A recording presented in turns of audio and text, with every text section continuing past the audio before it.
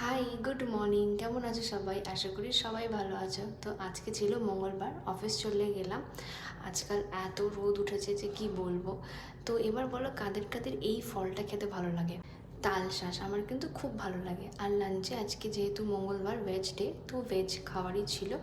তো তারপরে সন্ধ্যাবেলা বেরিয়ে দুজন মিলে আজকে মিও আমোদে চলে গেছিলাম। ভেজ ডেতে কী খাবো কী খাবোই মনে হয়।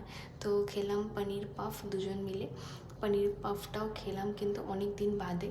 তো বেশ ভালো লাগলো। খেয়ে দিয়ে বাড়ি চলে এলাম।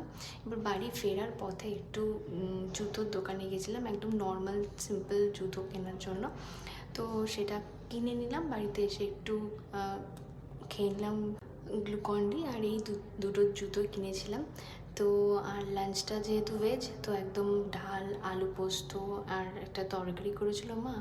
তো সেটা দিয়ে নিজের ডিনারটা শেষ করলাম। তো ব্যাস এরমভাবেই আমার দিনটা শেষ হলো। তো চলো বাই, আবার কালকে দেখা হচ্ছে নতুন একটা ভিডিওর সাথে।